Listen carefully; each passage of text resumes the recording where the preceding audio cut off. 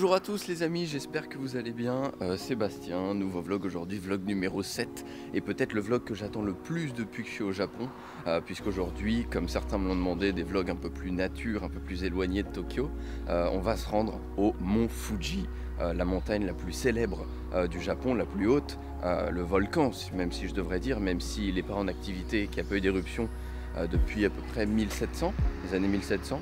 Donc on va s'y rendre parce que c'est un peu moins compliqué de s'y rendre depuis Kunitachi que depuis Tokyo Centre. Donc voilà un avantage, un des rares avantages quand même d'être éloigné comme ça du centre. Donc c'est ce qu'on va faire tout de suite, on a à peu près 1h30 de transport pour s'y rendre. Donc let's go, hein, c'est parti.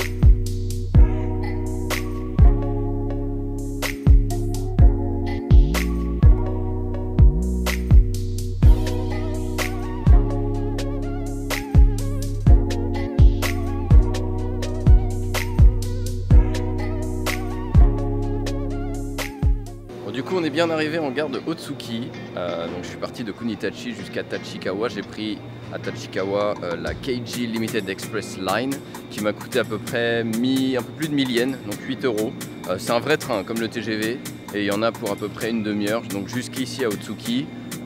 Et là maintenant je vais prendre juste derrière moi la Fuji-Q Railway qui est du coup une ligne qui va me permettre d'aller jusqu'à Shimoyoshida, qui va être la première étape de ce vlog où je vais vous montrer une pagode super connue.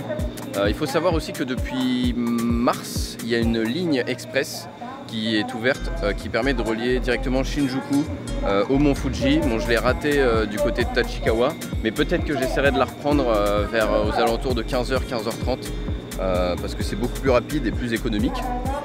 Et ça me permettra du coup de repartir de la dernière étape du vlog. Enfin, on verra tout ça. Donc pour l'instant on va prendre donc première étape Shimoyoshida à travers la Fuji-Q Railway. C'est parti.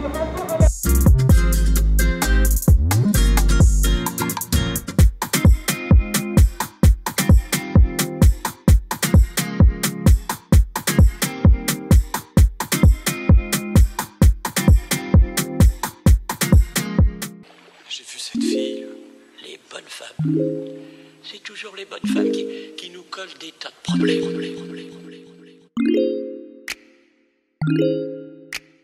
Alors on est bien arrivé du côté de Shimoyoshida, c'est la station à laquelle je me suis arrêté. Là j'en ai pour à peu près 10 minutes de marche et presque 400 marches je crois pour atteindre la pagode de Shureto. Qui est hyper connu ici et qui va me permettre surtout d'avoir une vue dégagée aujourd'hui sur le mont Fuji. Donc c'est ce qu'on va faire tout de suite. Je vais passer la porte Tori et monter les 400 marches et puis on se retrouve là-haut.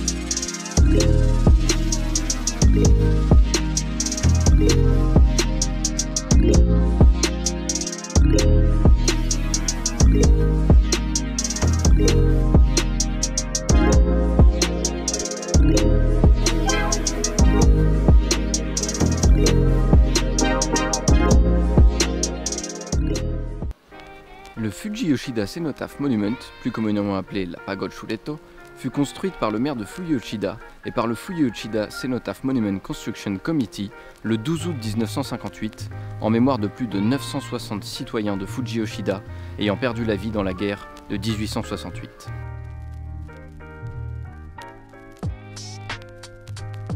Bon, du coup on est bien arrivé à la pagode Shureto. Alors c'est pas ça, hein, je vais vous la montrer juste après. Là juste derrière moi, comme vous pouvez le voir, on a une vue complètement folle sur le mont Fuji avec toute la ville juste en dessous, le ciel plus que dégagé, pas un nuage aujourd'hui, donc je suis vraiment ultra chanceux.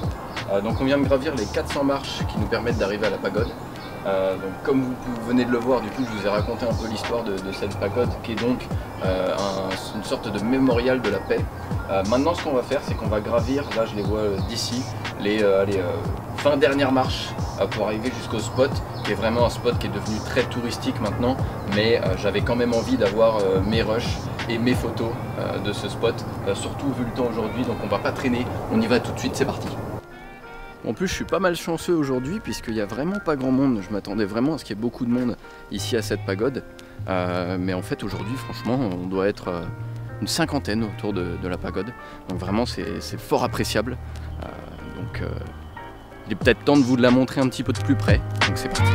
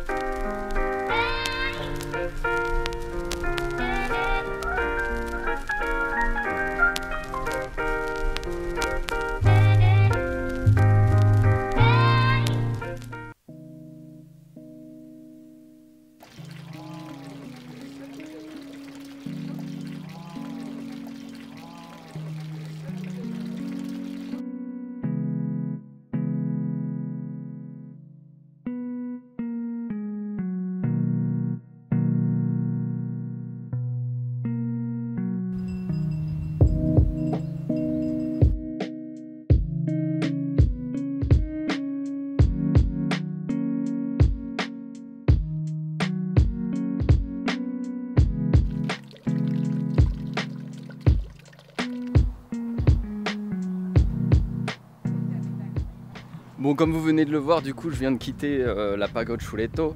Il y avait beaucoup de monde, surtout au niveau de l'observatoire pour prendre des photos, mais bon j'ai pu quand même prendre mes rushs, etc. Les 400 marches, ça allait. Bon, il fait quand même, faut le savoir, à peu près 25-26 degrés, ça va monter jusqu'à 31 cet après-midi. Donc c'était assez physique, je vous l'avoue. Comme vous l'avez vu également, je suis passé dans un petit sanctuaire, le sanctuaire de Shofukuji, qui est à 2-3 minutes à pied de la pagode, quand vous l'avez descendu bien sûr. Par contre il y avait un enterrement, donc beaucoup de rassemblements de personnes en costard noir, donc j'ai pas trop traîné là-dedans, mais c'est un temple qui est quand même en bon état encore, donc c'était plutôt appréciable. Donc là maintenant ce qu'on va faire, je vais me rediriger vers la gare. Il y a 20 minutes de marche entre cette gare là et la gare de Fujisan, et à ce qui paraît la route est plutôt jolie avec le mont Fuji dans votre ligne de mire tout le long. Donc voilà, on va essayer de faire ça, on essaiera de manger du côté de Fujisan et puis ensuite on se redirigera vers Kawaguchiko pour commencer l'après-midi, vous montrer le lac, etc. Et puis voilà, ça clôturera peut-être cette journée qui pour l'instant est très très chaude. Alors oui, une autre info sur le mont Fuji, c'est qu'on peut l'escalader, enfin on peut le gravir qu'à partir du mois de juillet, et ce jusqu'à août il me semble, si je dis pas de bêtises. Donc après c'est quand même un mont qui se mérite parce que même le terminus, là où je serai cet après-midi de Kawaguchiko, il faut savoir que si vous voulez encore être au pied du mont et commencer l'ascension, il faut encore prendre un bus derrière. Donc même de Kunitachi c'est assez loin, même si maintenant il y a la liaison Shinjuku jusqu'au mont Fuji qui est très pratique, mais bon, c'est que de juillet à août et vous avez plus de 3000, à peu près 3000 mètres à gravir, avec un mont enneigé, comme vous pouvez le voir juste derrière moi. Mais bon, à mon avis la vue de là-haut est complètement folle, donc j'essaierai au début du mois de juillet. Faut savoir qu'il faut quand même être un minimum confirmé, du coup j'essaierai de voir s'il n'y a pas des guides ou des organismes qui permettent de faire tout ça, histoire d'être bien équipé, mais en tout cas ça me tente vraiment bien de gravir ce mont Fuji. Bon, pour allier la gare de Fujisan, il y a quand même plus de 2 km de marche, ça fait à peu près 20-25 minutes, mais bon, je vais vous dire que c'est pas la marche la plus horrible que j'ai eu à faire de ma vie, puisque regardez le paysage que j'ai juste derrière moi, quoi. Et si ça c'est pas magnifique, et si ça vous donne pas envie de voyager, je sais pas ce que je dois vous montrer.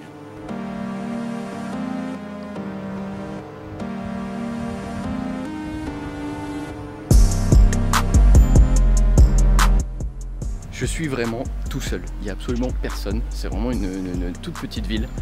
Là ça a l'air vraiment d'être très endormi. Et du coup je suis vraiment tout seul, je marche au milieu de la route avec le mont Fuji devant moi. Donc franchement c'est... J'ai pas les mots sur comment décrire le visu que j'ai depuis tout à l'heure. Avec le ciel tout bleu derrière. J'ai pas les mots. C'est incroyable. Ça va pas me faire chialer mais... Enfin j'espère. Mais c'est quelque chose un Fuji, hein, je vous le dis. Hein.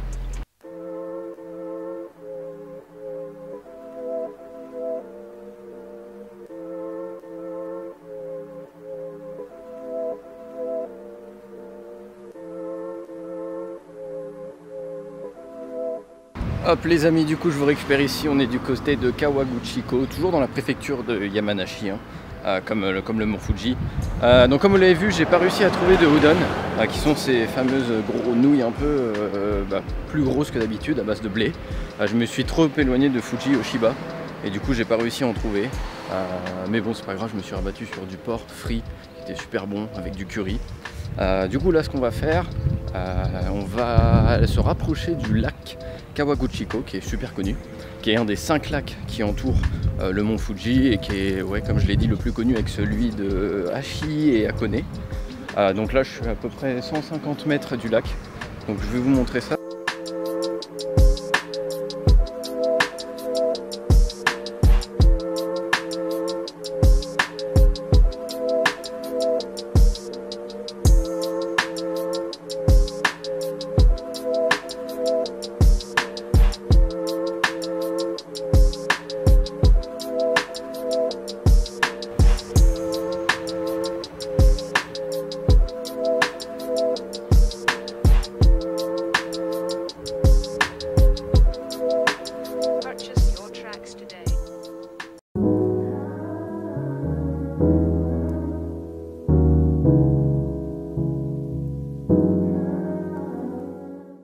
Alors nous voilà du coup devant le lac Kawaguchi ou Kawaguchiko, toujours dans la préfecture de Yamanashi sur l'île de Honshu. Alors c'est un lac qui a une particularité, c'est qu'on est à plus de 800 mètres d'altitude ici, donc c'est pour ça qu'il y a des hivers particulièrement glaciales ou glaciaux, je sais plus du tout, glacial, on va rester sur glacial, et des étés particulièrement frais. Et du coup aujourd'hui c'est très appréciable parce que au niveau de Tokyo je pense qu'il doit faire 31 degrés et on doit bien les sentir, alors qu'ici on est plus, il fait également 31 mais on est plus sur un petit 27-28 avec le vent. Donc c'est très agréable. C'est un lac aussi très important, l'un des plus importants comme je l'ai dit des 5 lacs qui bordent le mont Fuji, puisque c'est ce lac qui sert de point de départ pour les personnes généralement qui s'attellent à l'ascension du mont Fuji, comme je l'ai dit de juillet à août. Donc voilà, en tout cas c'est un lac, si vous voulez faire le tour, il y en a pour plus de 20 km, donc c'est pour ça qu'il y a énormément de bus, de vélos électriques, de bateaux, comme vous pouvez le voir juste derrière moi, je sais pas si vous le voyez, là, vous le voyez peut-être pas, mais le bateau L'Ensoleil qui s'appelle, qui est un vieux bateau et vous pouvez le prendre pour faire le tour. C'est un peu cher pour le coup, je crois que c'est à peu près 4 ou 5 000 yens, donc ça fait 50 balles pour faire du bateau. Sinon vous avez des petits bateaux un peu plus rapides, peut-être un peu moins chers. Donc voilà, donc là ce qu'on va faire c'est que juste derrière il y a un petit musée avec des œuvres sur le mont Fuji, je crois qu'il est fermé aujourd'hui, donc on va plutôt s'atteler du côté du parc, de l'autre côté, faire un petit peu le tour du lac. Je vais pas faire les 20 km, hein, je vous le dis, et puis ensuite on rentrera sagement en début de fin d'après-midi, etc. du côté de la gare de Kawaguchiko pour revenir ensuite vers Tachikawa et Kunitachi. Donc c'est parti, le lac de Kawaguchi.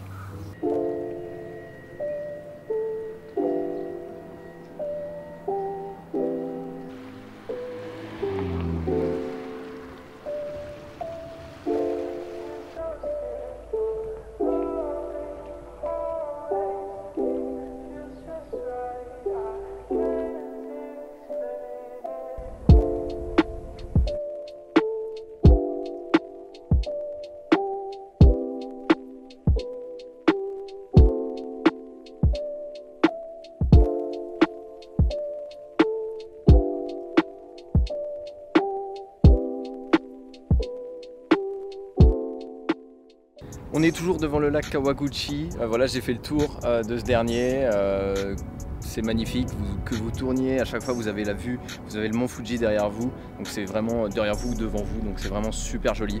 Et c'est ce qui sonne la fin de ce vlog numéro 7, qui a été l'un des plus forts je pense en paysage depuis que je suis arrivé, mais depuis que j'ai posé le pied sur le sol japonais, c'était mon objectif de venir voir le mont Fuji, mais je voulais vraiment patienter parce que même parfois quand il fait soleil, vous avez toujours des nuages en haut de ce volcan.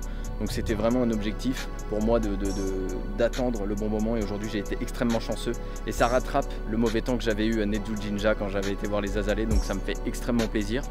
J'espère que vous aussi vous avez pris autant de plaisir que moi j'en ai pris à filmer ce vlog. J'espère que les images vous ont fait plaisir. D'ailleurs je remercie énormément Mathieu, je mets son Instagram ici, qui est un guide ici à Tokyo. Je vous recommande d'ailleurs si vous êtes dans le coin pour avoir expérimenté, c'est vraiment top, qui m'avait conseillé quelques spots comme la pagode notamment. Donc si vous êtes dans le coin, n'hésitez pas. Je vous mets également mes réseaux sociaux ici, mon Instagram si vous voulez suivre un peu mon périple. J'essaye de mettre des photos par vlog, je vais essayer d'être un peu plus actif là-dessus, je vous avoue que je suis pas trop actif. Et puis voilà, ça sonne la fin de ce vlog numéro 7. Je vous remercie beaucoup pour vos messages, tout votre soutien épisode après épisode, ça me fait vraiment plaisir. N'hésitez pas à vous abonner, à lâcher un pouce bleu, à partager ça à vos amis. Et puis comme dirait Bruno Maltor, je vous conseille juste de voyager pour prendre des paysages comme ça dans la gueule. Et puis moi, je vous donne rendez-vous dimanche prochain pour l'épisode 8. C'était Bastien pour ce vlog numéro 7 au Mont Fuji. Prenez soin de vous, je vous fais de gros bisous. Vivez, kiffez, peace.